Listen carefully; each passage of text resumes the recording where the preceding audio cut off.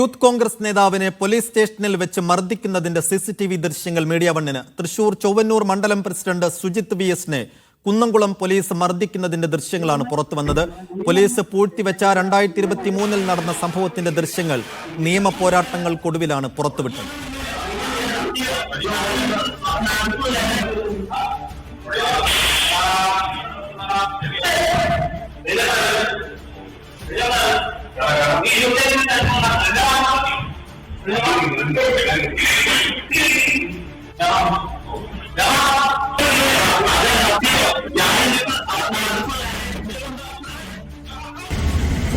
ഞാൻ മദ്യപിച്ചിട്ടുണ്ടായിരുന്നില്ല. ഞാനൊരു ക്ഷേത്രത്തിലെ ശാന്തിക്കാരനും കൂടിയിട്ടാണ്.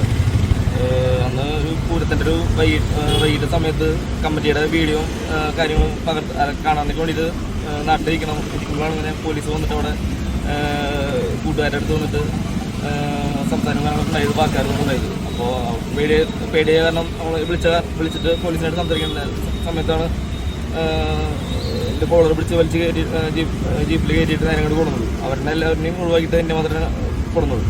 ഇവിടെ കൊണ്ടുവരുമ്പോൾ സജീവൻ എന്ന് പറഞ്ഞൊരു പോലീസുകാരനായിരുന്നു.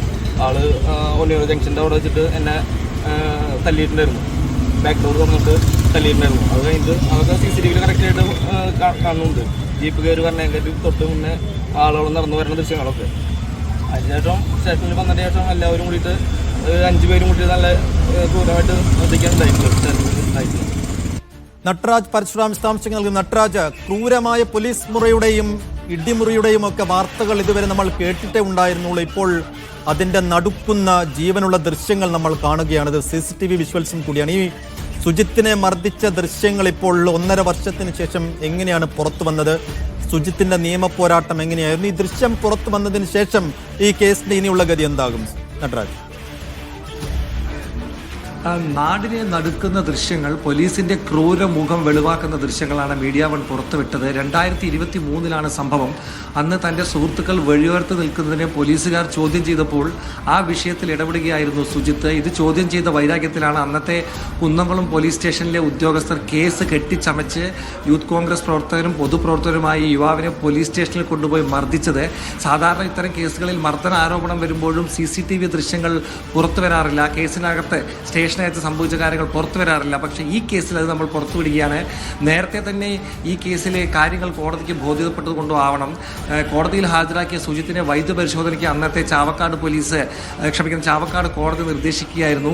അതായത് പോലീസ് കൃത്യനിർവഹണം തടസ്സപ്പെടുത്തിയെന്നും മദ്യപിച്ച് മർദ്ദിച്ചുവെന്നും വ്യാജ കേസാണ് സുജിത്തിനെതിരെ കെട്ടിച്ചമച്ചത്. എന്നിട്ട് കോടതിയിൽ ഹാജരാക്കിയപ്പോഴാണ് കോടതി വൈദ്യപരിശോധനയ്ക്ക് നിർദ്ദേശിച്ചത്. വൈദ്യപരിശോധനയിൽ യുവാവ് മർദ്ദിച്ചിട്ടില്ല എന്ന കാര്യം വ്യക്തമായി.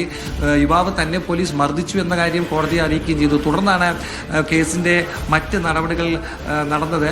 കഴിഞ്ഞ മാസമാണ് കോടതി പോലീസ് ഉദ്യോഗസ്ഥർക്കെതിരെ കേസെടുക്കാൻ നിർദ്ദേശിച്ചത്. ഇതുപ്രകാരം കോടതിയുടെ മോണിറ്ററിംഗിൽ കോടതിയിൽ കേസ് ഇപ്പോൾ വിചാരണ നടപടികൾ തുടരുകയാണ്. ഈ പോലീസ് ഉദ്യോഗസ്ഥരെ സ്ഥലം മാറ്റുക മാത്രമാണ് സർക്കാരിൻ്റെ ഭാഗത്തു നിന്നുണ്ടായ നടപടി. ഇവരിപ്പോഴും സർവീസിൽ വിവിധ തസ്തികകളിൽ തുടരുന്നു എന്നുള്ളതാണ് ഏറ്റവും ശ്രദ്ധേയമായ കാര്യം. എന്തായാലും നാടിനെ നടുക്കുന്ന ഒരു പോലീസ് സ്റ്റേഷൻ മർദ്ദനത്തിൻ്റെ ദൃശ്യങ്ങൾ പുറത്തു വരുന്നു. പല കാര്യങ്ങളിലും പോലീസ് സൗമ്യമുഖവും ഹീറോ പരിവേഷവും ഒക്കെ പുലർത്തുമ്പോഴും പോലീസിലെ ചിലർ ഇത്തരത്തിലാണ് പെരുമാറുന്നത് എന്നുള്ള ക്രൂരമായ അതേസമയം സത്യമായ വസ്തുതയാണ് പുറത്തു വരുന്നത്.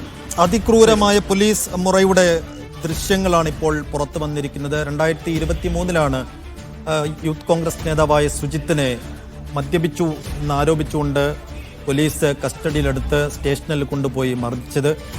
അതിന് പിന്നാലെ ശാരീരിക അസ്വാസ്ഥ്യങ്ങൾ സുജിത്തിനുണ്ടാവുകയും നീണ്ട നിയമ പോരാട്ടങ്ങൾക്കൊടുക്കമാണ് ഈ ദൃശ്യങ്ങൾ ഇപ്പോൾ പുറത്തുവിട്ടത് കോടതിയുടെ അനുമതിയോടുകൂടി. വിശദാംശങ്ങൾ നൽകിയ നട്രാജ് പരശുരാം.